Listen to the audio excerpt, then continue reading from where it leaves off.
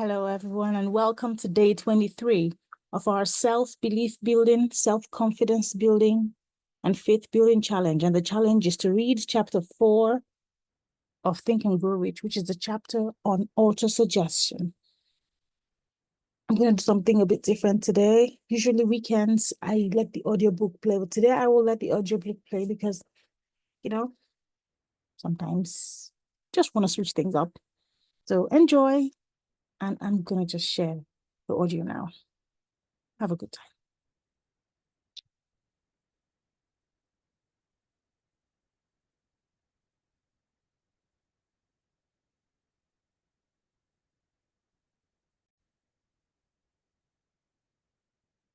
Chapter 4. Autosuggestion, the medium for influencing the subconscious mind. The third step toward riches.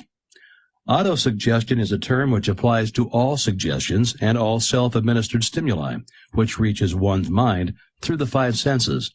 Stated in another way, autosuggestion is self-suggestion. It's the agency of communication between that part of the mind where conscious thought takes place and that which serves as the seat of action for the subconscious mind.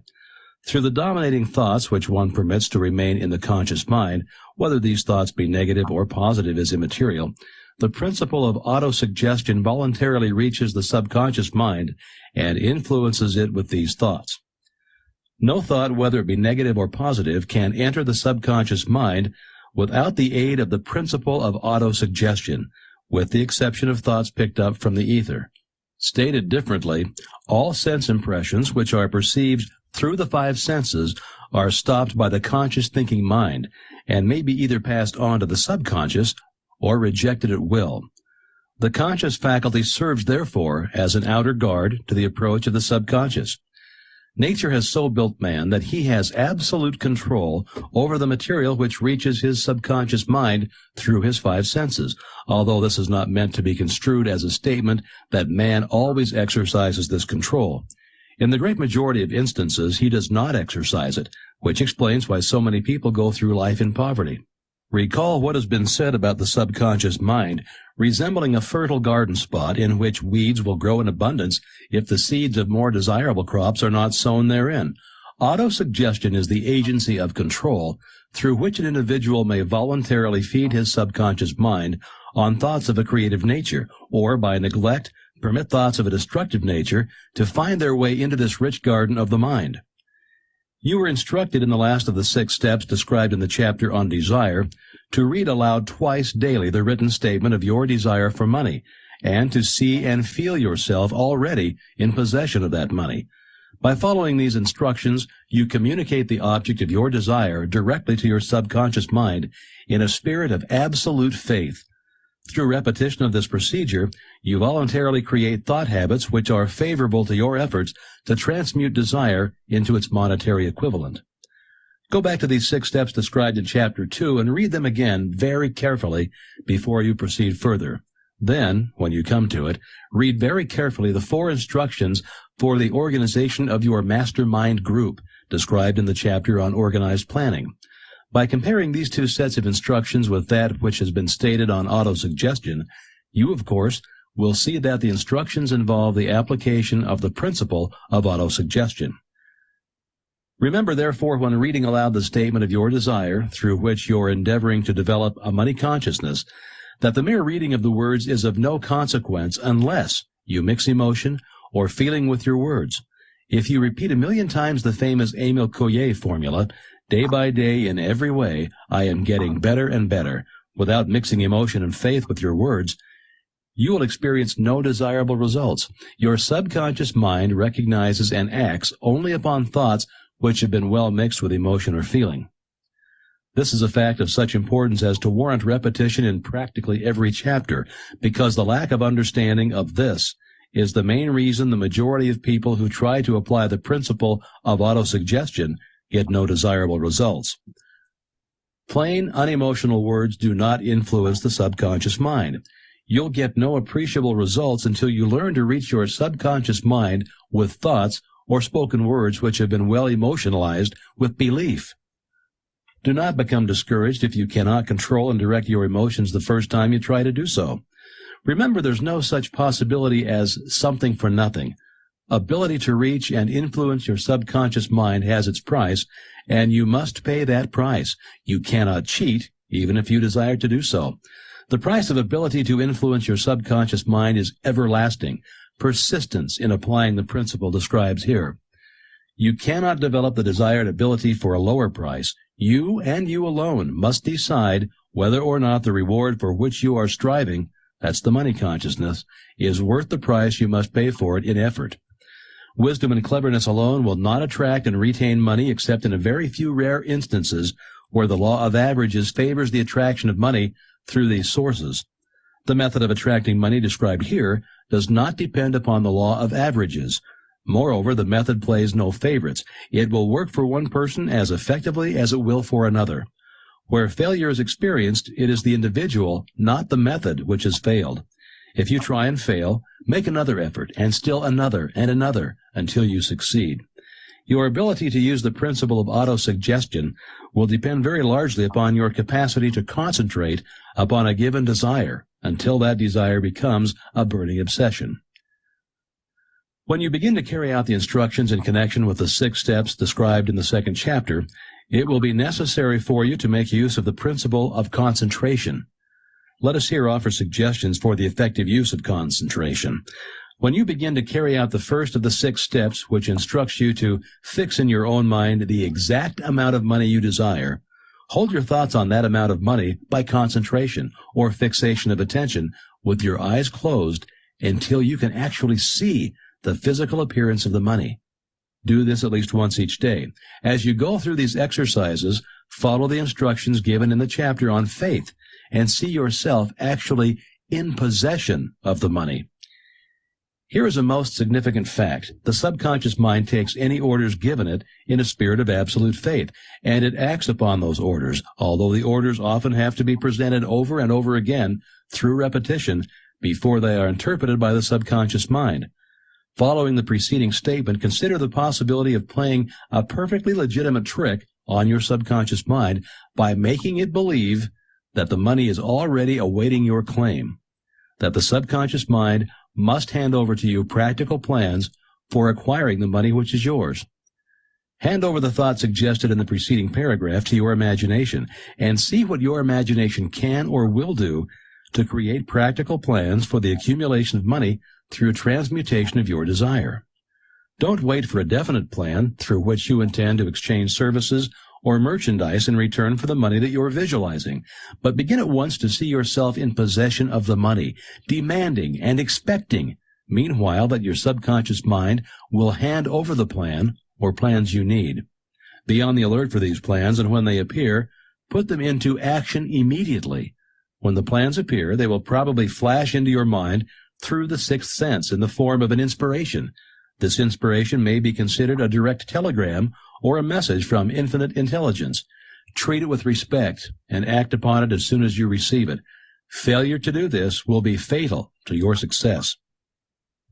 In the 4th of 6 steps, you are instructed to create a definite plan for carrying out your desire and begin at once to put this plan into action.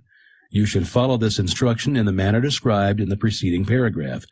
Do not trust to your reason when creating your plan for accumulating money through the transmutation of desire. Your reason is faulty. Moreover, your reasoning faculty may be lazy, and if you depend entirely upon it to serve you, it may disappoint you. When visualizing the money you intend to accumulate with closed eyes, see yourself rendering the service or delivering the merchandise you intend to give in return for this money. This is important. The fact that you're reading this book is an indication that you earnestly seek knowledge. It is also an indication that you're a student of this subject. If you're only a student, there is a chance that you may learn much that you did not know, but you will learn only by assuming an attitude of humility. If you choose to follow some of the instructions but neglect or refuse to follow others, you're going to fail. To get satisfactory results, you must follow all instructions in a spirit of faith. The instructions given in connection with the 6 steps in the 2nd chapter will now be summarized and blended with the principles covered by this chapter as follows. First, go into some quiet spot, preferably in bed at night, where you won't be disturbed or interrupted. Close your eyes and repeat aloud, so you may hear your own words, the written statement of the amount of money you intend to accumulate, the time limit for its accumulation, and a description of the service or merchandise that you intend to give in return for the money. As you carry out these instructions, see yourself already in possession of the money. For example, suppose that you intend to accumulate $50,000 by the 1st of January, 5 years hence, that you intend to give personal services in return for the money in the capacity of a salesman. Your written statement of your purpose should be similar to the following. By the first day of January 19th, I will have in my possession $50,000, which will come to me in various amounts from time to time during the interim. In return for this money, I will give the most efficient service of which I am capable, rendering the fullest possible quantity and the best possible quality of service in the capacity of salesman. Describe the service or merchandise that you intend to sell. I believe that I will have this money in my possession. My faith is so strong that I can now see this money before my eyes. I can touch it with my hands. It is now awaiting transfer to me at the time, and in the proportion that I deliver the service, I intend to render in return for it. I am awaiting a plan by which to accumulate this money, and I will follow that plan when it is received. Second, repeat this program night and morning until you can see in your imagination the money that you intend to accumulate. Third, place a written copy of your statement where you can see it night and morning and read it just before retiring and again upon arising until it's been memorized. Remember as you carry out these instructions that you are applying the principle of auto-suggestion for the purpose of giving orders to your subconscious mind. Remember also that your subconscious mind will act only upon instructions which are emotionalized and handed over to it with feeling. Faith is the strongest and most productive of the emotions. Follow the instructions given in the chapter on faith. These instructions may at first seem abstract. Don't let this disturb you. Follow the instructions no matter how abstract or impractical they may at first appear to be. The time will soon come, if you do as you've been instructed, in spirit as well as in act, when a whole new universe of power will unfold to you. Skepticism in connection with all new ideas is characteristic of all human beings. But if you follow the instructions outlined, your skepticism will soon be replaced by belief, and this in turn will soon become crystallized into absolute faith. Then you will have arrived at the point where you may truly say, I am the master of my fate. I am the captain of my soul. Many philosophers have made the statement that man is the master of his own earthly destiny, but most of them have failed to say why he is the master. The reason that man may be the master of his own earthly status, and especially his financial status, is thoroughly explained in this chapter. Man may become the master of himself and of his environment because he has the power to influence his own subconscious mind, and through it, gain the cooperation of infinite intelligence. You're now reading the chapter which represents the keystone to the arch of this philosophy. The instructions contained in this chapter must be understood and applied with persistence if you succeed in transmuting desire into money. The actual performance of transmuting desire into money involves the use of auto-suggestion as an agency by which one may reach and influence the subconscious mind. The other principles are simply tools with which to apply auto-suggestion. Keep this thought in mind, and you will at times be conscious of the important part of the principle of auto-suggestion. It's to play in your efforts to accumulate money through the methods described in this book. Carry out these instructions as though you were a small child. Inject into your efforts something of the faith of a child. The author has been most careful to see that no impractical instructions were included because of his sincere desire to be helpful.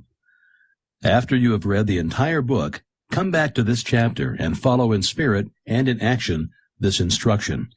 Read the entire chapter aloud once every night until you become thoroughly convinced that the principle of auto-suggestion is sound, that it will accomplish for you all that has been claimed for it. As you read, underscore with a pencil every sentence which impresses you favorably. Follow the foregoing instruction to the letter, and it will open the way for a complete understanding and mastery of the principles of success. Thank you, everyone.